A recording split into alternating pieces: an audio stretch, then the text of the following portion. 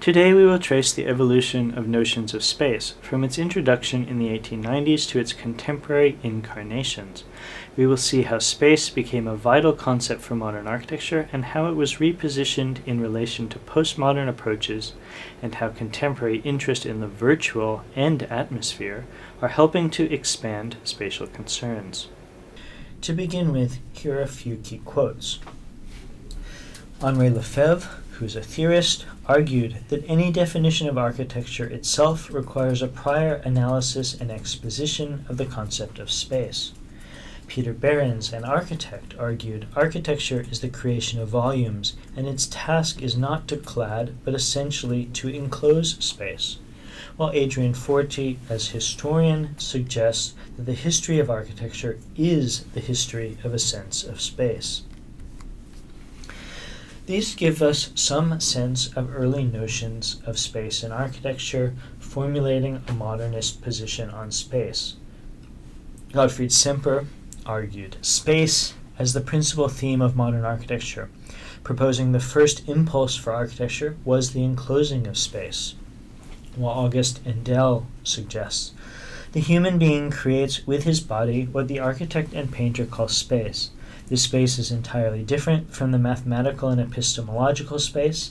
The painterly and architectural space is music and rhythm, because it meets our extensions at certain proportions, because it in turn releases and encloses us. Essential is not the form, but its reversal, space. While Rudolf Schindler says, the aim of all architectural effort was the formal conquest of material mass. We no longer have plastically shaped material mass. The modern architect conceives the room and forms it with wall and ceiling slabs. The only idea is space. As Forti describes, space simply did not exist in the architectural vocabulary until the 1890s, and its adoption is intimately connected with the development of modernism, as described by the previous quotes. The concept of spatiality, in its definition of the distinctive and historically specific features of modern perception, were offered as a good case as there could be for a new sort of architecture. Here, space offered a non-metaphorical, non-referential category for talking about architecture, and one which at the same time allowed architects to rub shoulders with the socially superior discourses of physics and philosophy. For Gideon, writing the famous book Space, Time, and Architecture, as for most modernist architects, the invention of a new conception of space was the leitmotif of modernity itself, supported by the avant-garde call for an escape from history that affirmed the importance of space both for architectural form and for modern life as a whole. Modern space was linked to corporeal and social function. Space for many avant-garde architects after 1900 became the primary instrument of urban and architectural reform. Before the First World War, the notion of space had emerged as the single idea that characterized modernist avant-garde architecture throughout Europe and the US. Such an idea, in its many different incarnations and with multiple, often opposing ascriptions, has continued to be a preoccupation throughout the 20th century. Within the history of modern architecture, as Vidler suggests, indeed is, starting over. The history of modern architecture, as Vidler describes, indeed might be, and often has been, written as a history of competing ideas of space. Echoing the 1890 formulation identified by Forti, in the 1920s there were three key senses of space: space as enclosure, space as continuum, and space as extension of body, all of which are illustrated in this Le Corbusier sketch. We think about space as volume defined through constructional elements, forms, and materials. We can think about space as relations between volumes activated by time and bodies in motion, as well as space being the viscous ether in which life plays out. Now, as you know from some of your first year studies, there are differences in approaches to space between Adolphe Loos and Le Corbusier, notions of Loos's Raumplan and Corbusier's free plan. Here, Griselda describes, on the one hand, the notion that architecture is primarily the design of space evoking moods to which materials and various forms of its treatment can contribute. On the other hand, that of an architecture which designs constructional entities which demarcate space, the first being Raumplan, the second being free plan. Now, the difference is closely concerned with the way in which space is experienced.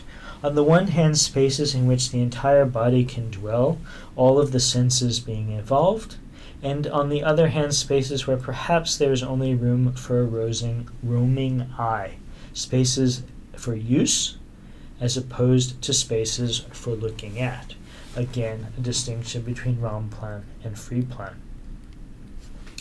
Describing Raumplan here as a spatial plan or arrangement in space, free thinking and the planning of space that lie on different levels and are not bound to a uniform floor, which creates a composition of directly connected spaces to form a harmonious, inseparable whole and a spatially economical pattern, which you can see suggested in the section.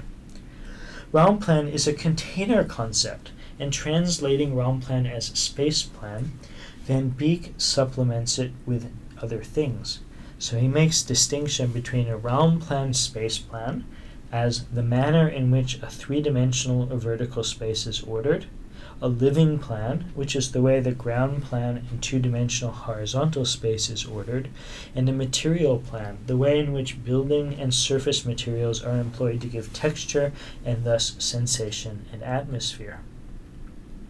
This is best exemplified, Raumplan is best exemplified, by Loos's Villa Müller, which you can see the relations of volumes in the section.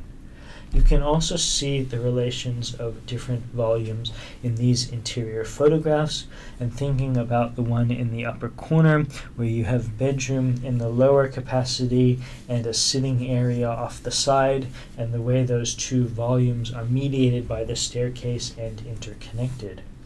I will now show you and take you for a walk around the living room in order to give you a better sense of the spatiality of Raumplan. So in this example, and I'm going to try to move around at a slower speed, you can see how the living room in the foreground, the dining room connecting in the background, the stairs leading up on this side, all form an interconnection of different kinds of volumes. You have another volume underneath the stair here, the grille connecting those two spaces further. So as we spin around the room, to understand the interrelationships of different kinds of volumes as the primary means of understanding the construction of Raumplan. Again, echoing what's been the earlier quotes, you can see the richness of materials that are also used in the articulation of these kinds of spaces. Free plan, on the other hand, advocated by Corbusier, is usually taken as the focal point of his 5 points, introducing what was essentially new architecture. A notion that one develops from the inside towards the outside. The columns and uninterrupted floor slabs then provided a constructional premise for this free plan. Now you can see in Corbusier's Towards a New Architecture 5 points that Piloty supports, the free plan, which moved from a cellular organization of rooms to having walls divide an open continuous plane into sub-spaces, were key. Roof garden, horizontal windows, and free facade also aspects. This is best exemplified in the Villa Savoie, which is always used as the canonical example showing Corbusier's 5 points: roof gardens, columns, free plans, horizontal windows, etc. These give you some sense of the internal spaces, But now I will show you a video of architecture tourists walking through the project in order to better understand the spatiality of the project and its organization. What's nice about this particular lecture is I have the opportunity to introduce multimedia. It's not just photographs to explain spaces to you, but a range of different media. So now let's watch the YouTube video.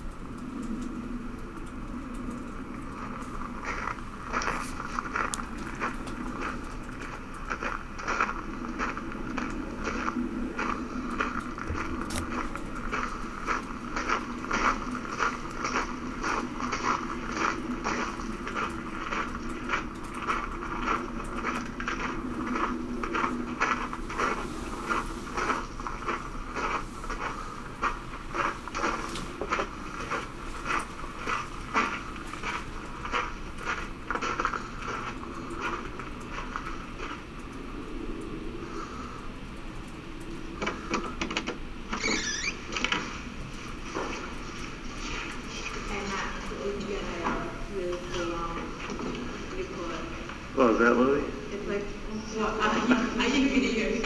Hey, look, check out this guy.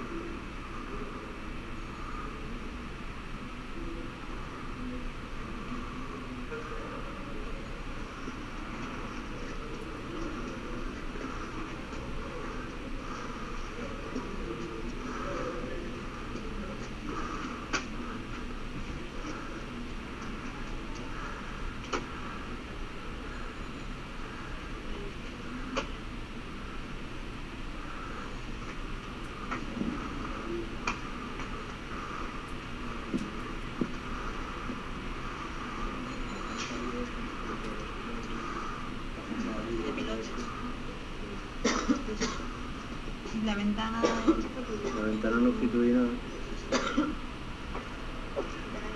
Antes, claro, porque ahí liberan la fachada. la ventana largo y la fachada libre. La fachada libre es que puedes hacer lo que te da la gana. Por eso, si la ventana largo, pues la ventana.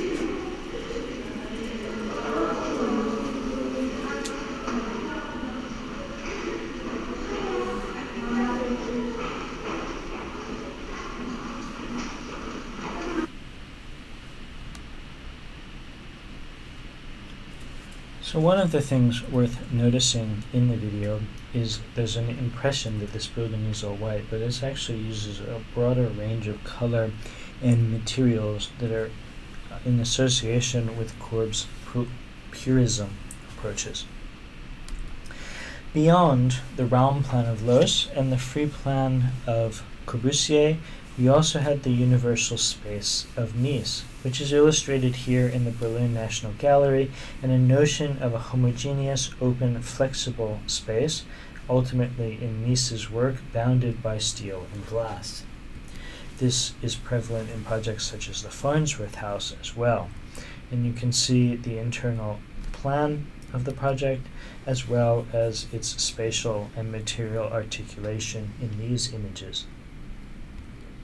Now, shifting from modernism to think about postmodern conceptions of space, these come in a different variety, and here I'm going to introduce a couple of those approaches. So Pallasma argues that modern architectural theory and critique have had a strong tendency to regard space as an immaterial object delineated by material surfaces instead of understanding space in terms of dynamic interactions and interrelations. Forti elaborates that space had by the 1950s and 60s become a normal category in architectural discourse throughout the world, leading Robert Venturi and Denise Scott Brown to remark that perhaps the most tyrannical element in our architecture now is space. Now, the attempt to lessen the importance attached to space was one characteristic of postmodern architecture in the late 70s and 80s, and what has above all kept interest in space alive in architectural circles during the 80s and 90s, however, was a resistance to the linguistic models of architecture we saw in the earlier linguistics lecture. Another postmodern reaction was the introduction of a notion of oblique function by Virilio and Perrant. Here Virilio describes and illustrates with the images. We are now confronted by the overriding necessity to accept as historical fact the end of the vertical axis of elevation, the end of the horizontal as permanent plan, in order to defer to the oblique axis, the inclined plan, which realize all the necessary conditions for a new urban order and permit as well a total reinvention of the architectural vocabulary. This tipping of the plane must be understood for what it is, the third spatial possibility in architecture. This is an example of work by Virilio and Perrant in the St. Bernadette Church and their demonstration of the potentials of oblique function, but it is an approach that you can see permeating projects such as Snøhetta's Norwegian National Opera House, or to a lesser extent integrated to projects such as Hadid's Landesgartenschau. One contemporary project that most clearly uses oblique function is the ICA project by Diller and Scofidio, and I'll show you a brief animation to exemplify and to help you understand the spatiality of the oblique function in relationship to previous multimedia images and work representations that we looked at from realm plan and free plan.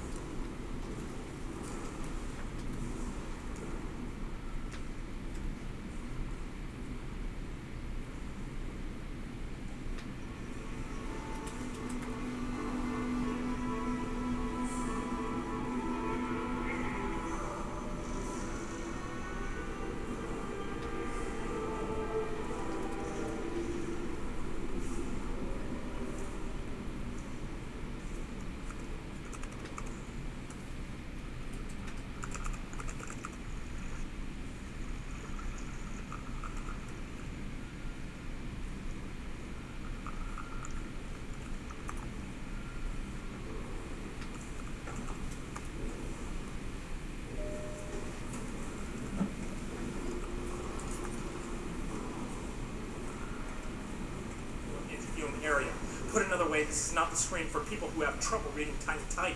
Still, the compact dimensions of the screen ensure ease of carrying, handling, and even wearing thanks to the black strap on the back. You can wear it on your hand like a very expensive catcher's mitt. The idea has a lot of appeal and offers freedom you can't get with the laptop. For example, you can use the thing standing up or walking around. It's like using a palm top.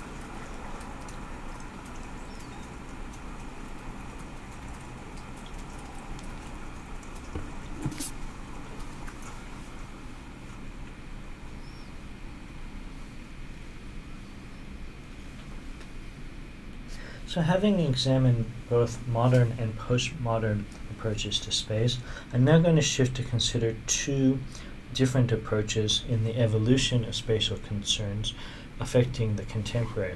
One is through a notion of the virtual, and the second through a notion of atmosphere and atmospheric.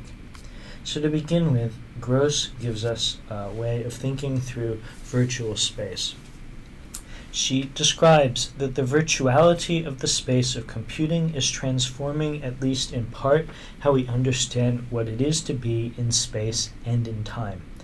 For her, the relation between the virtual and the real, while generated from a history of philosophy, has ramifications everywhere, from the most global of public spaces to the most intimate of personal spaces.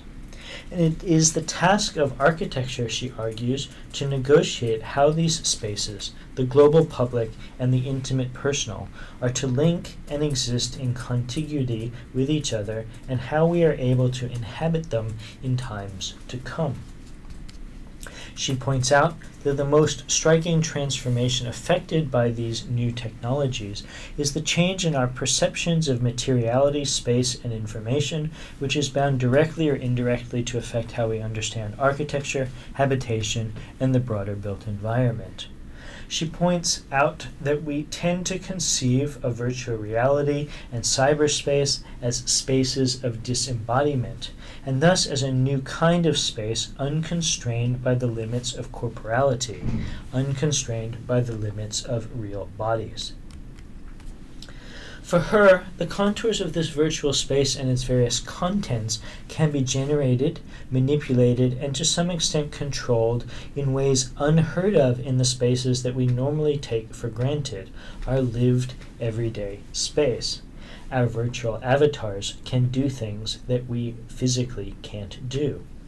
At the same time, the virtual is the space of emergence of the new, the unthought, and the unrealized. And that she, in this essay, wanted to explore what the passion for the computer and the attachment to its virtual images, spaces, and projects entails for a notion of habitation that governs architecture, urban design, as well as the psychologies of inhabitation. She argues and considers the implications of virtual space and thinking about virtuality in architecture, thinking about it in two ways, whether as new technology on one hand, and on the other hand as new ways of seeing, inhabiting, and designing.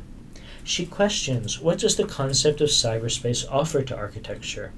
Suggesting that the idea of a disembodied, non-material, a transcendental notion of design, or design disembodied from matter, on one hand, and it also offers a concept, an idea of simulation, reproduction, enhancement, or augmentation of the senses and materiality.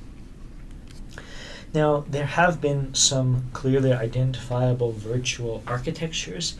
This is a project by Asymptote virtualizing the flows and trades of the New York Stock Exchange. These are a range of projects in both Second Life and from games, which are another aspect of creating virtual architectures.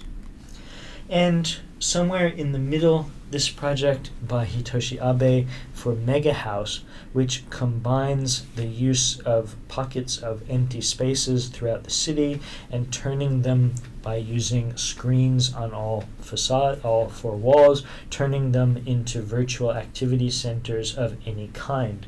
If you want to have a party or watch a sporting event or watch a fashion show, that the virtual screens can then turn any room into anything, and the mega house then is a distributed network across the city. Now, shifting to the second aspect of atmospheres, these quotes set the tone. Frejane argues, a science of effects could be understood as the liberation of atmospherics, a transition from imagining space as an abstract thing which is framed to imagining space as matter itself, a shift in which the atmosphere becomes the very matter of architecture. For Bohm, the term atmosphere is used to apprehend perceived qualities, and for Wegley, architecture is defined by atmosphere. Now, these understandings help expand understanding of space by considering how atmospheres are shaped. So we can think historically that there are projects such as Baroque churches and Gothic cathedrals, Versailles Palace, to contemplate how and what atmospheres are evoked by these spaces, what devices are used, and what are the atmospheres that they create.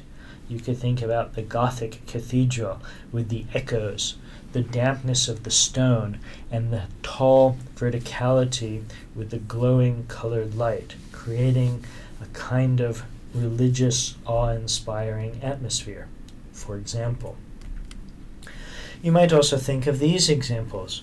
Both hotels, several hotels, one hot, so to speak, one cold, and think about the ways that they produce atmospheres and the kinds of atmospheres they produce, both aesthetically, spatially, and environmentally. Now, atmospheric thinking owes its debt to Hans Hollein and an early essay where he argued that architecture is everything. In this essay, he suggests that built and physical architecture freed from technological limitations of the past will more intensely work with spatial qualities as well as psychological ones, and the process of erection will then get a new meaning. Spaces will be more consciously have haptic, optic, and acoustic properties, and they will contain informational effects while directly expressing emotional needs. The extension of the media of architecture beyond the pure tectonic building and its derivations first led to experiments with new structures and materials. Little consequent experimentation has been undertaken to use non-material means, like light, temperature, or smell, to determine an environment, to determine a space. Now, Wegley explains his approach to architecture and atmosphere, questioning how is atmosphere constructed.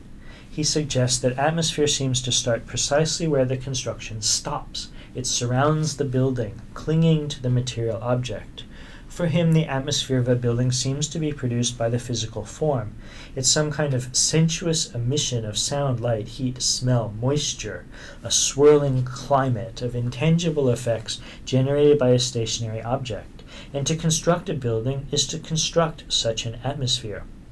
Atmosphere, he argues, might even be the central objective of the architect. In the end, it's the climate of ephemeral effects that envelops the inhabitant, not the building. So since the kind of physical context has its own ambiance, the building is a kind of device for producing an atmosphere within another one.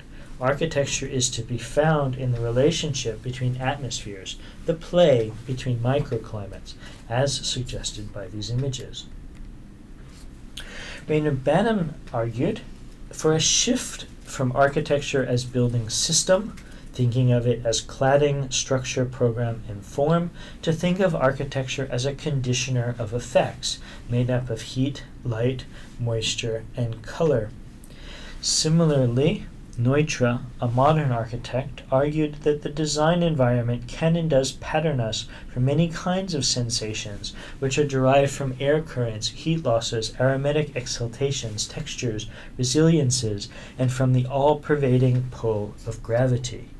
Both of these suggest the initial and the continuing interest in atmospherics in architecture. Wigley suggests that influence comes from Wright, who repeatedly argued that a good atmosphere is produced by integrating every single detail according to a singular vision, following a notion of total design. At the same time, Semper argued that the full force of architecture is to be found in its outer surface, the decorative layer through which atmosphere seemingly percolates. Architecture, then, is indistinguishable from decor, and to construct architecture is simply to prop up a surface that produces atmosphere. In this sense, architects are special effects experts. I'm not sure how many of you aspire to be special effects experts, but I would hope you all aspire to develop atmospheric architecture. Now, Wigley points to a long tradition of architectural theory suggesting that architecture is never more than such a theatrical effect, and that architecture is but a stage set that produces a sensuous atmosphere.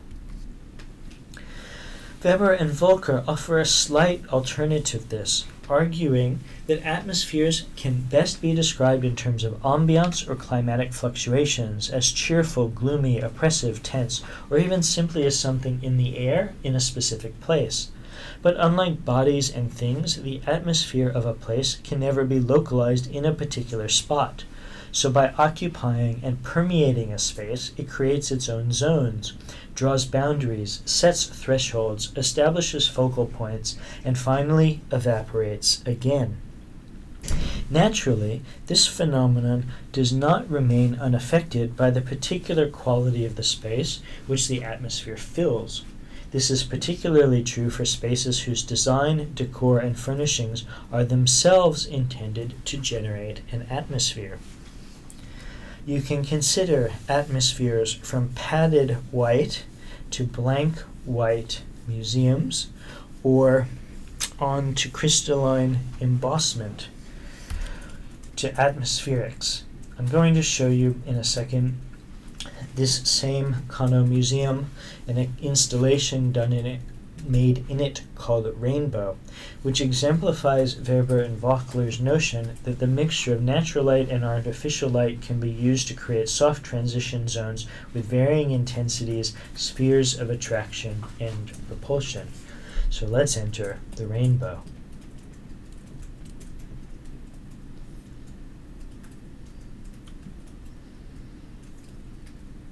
This would be better as a movie, but they were never able to pull it off properly. So you can see from these images the glowing light balls, which oscillated through a range of color temperatures, turning what is a white building on the interior into a rainbow as you move from red to yellow to blues, and best illustrated here from the yellow to orange to blues. So this is an example of how light then is used with space, form, and material to create a range of atmospheres.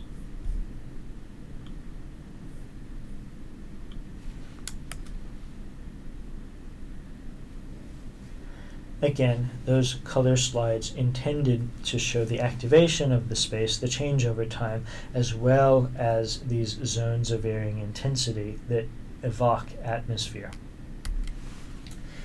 Now, shifting the question of visual culture away from spectatorship, questions of the gaze or the primacy of viewing, and moving them towards an immersive, interactive engagement that breaks down the authority of the viewing subject and engages other senses, is an experiential understanding of space that is interested in atmosphere and effects.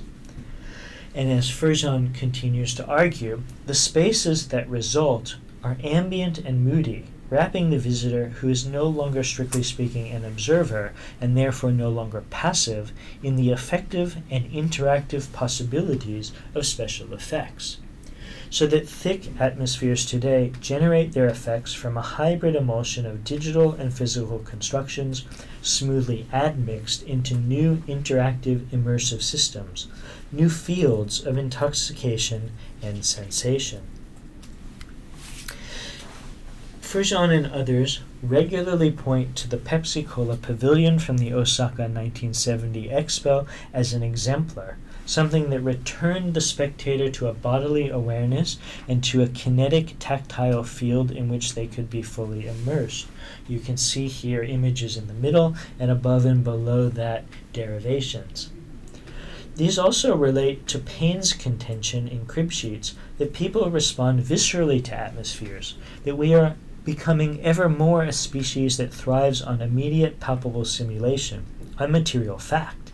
And it's not what it is so much as how it feels. Now, one of the things we feel most potently in buildings is their atmosphere, and maintaining and even extending the public role of building demands that they produce a saturated experience that almost clings to the skin of people moving through them. The best example of this kind of building clinging is the Blur building designed by Diller and Scofidio. It essentially is the most atmospheric building because it intended to produce clouds and to be able to walk in and amongst the production of a cloud hovering over lake in Switzerland. These are some images of the occupation of it. Originally, as you can, in the upper image, there was an intention to create something called brain coats so that you would be lost in the fog, but by answering a series of questions, your brain coat would flash colors and you would find in the fog like-minded people. In practice, they weren't able to do that, but you can see how the fog is produced and get a sense of what it's like to occupy the cloud as the epitome of an atmospheric building. Now, related to this is Lavin's contention that of paramount importance is the reorientation of architecture towards a field of effects, something that de-emphasizes volume and the logics of plan. These are direct relationships to Raumplan and Freeplan. So she wants to reorient architecture towards a field of effects, de-emphasizing volume and the logic of plan, and the ethics of rationalism and functionalism, to move in favor of atmospheres that are produced through the creation of surface. So for Lavin, atmospheres are best generated through the curation of surface. These surfaces might be made up of accumulation, lamination, decoration, coloration, agitation, plastification, environmentalization, but ultimately these surfaces create effective moods. Now, moods in atmosphere emerge through a provisional sensory effect, deploying sound, light, color, and surface texture. They condition the vibes of animated environments, and they kinematically, bodily immersions in fluid forms and fluid spaces. You can get a sense of these. These are not renderings on the side. These are actual images of Knox's water pavilion, which is meant to create the atmosphere of being immersed. Now, the architecture of atmosphere finds prominent sight in restaurants, for example. Here you get a sense of the kind of atmosphere that's being generated by this Office Da project, or by another bakery by Lewis and Tsurumaki, or even in this project by Abe, which also draws on creating the atmosphere of eating underneath the tree canopy. Today, architecture finds itself increasingly dissolved into ambient fields, relations of material and forces in which material can flow and can become as ephemeral as light. Frjean argued that architecture is no longer defined through enclosure, wall, or even surface, but through surface and space conceived together as a field or matrix of effects, and that immersion and surface cohere around a constellation of effects that together produce an atmospheric condition. These are several examples of architecture and atmosphere from an interactive installation for the white void to reality's united collaboration for activating the facade, and I invite you to look at those. I'm going to show you a quick video of Werner Panton's project, which I think epitomizes the ambitions of an atmospheric project and was launched in the 70s contemporaneously with the Pepsi Pavilion and the Expo at Osaka.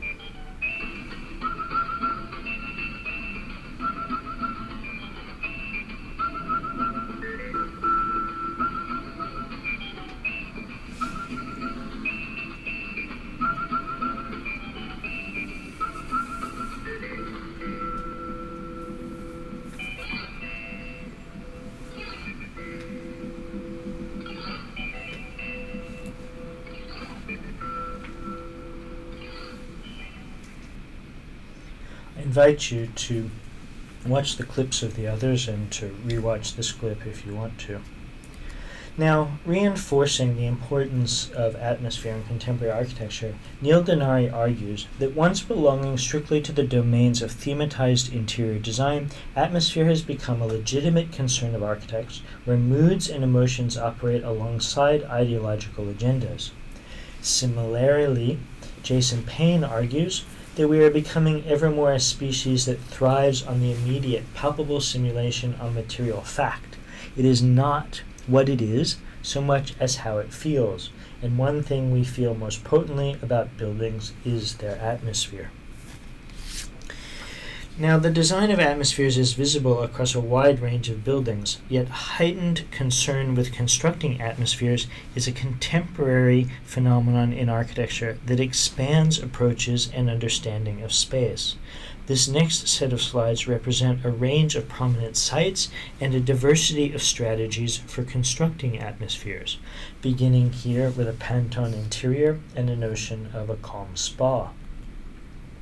Shops are a key site for generating atmospheric architecture.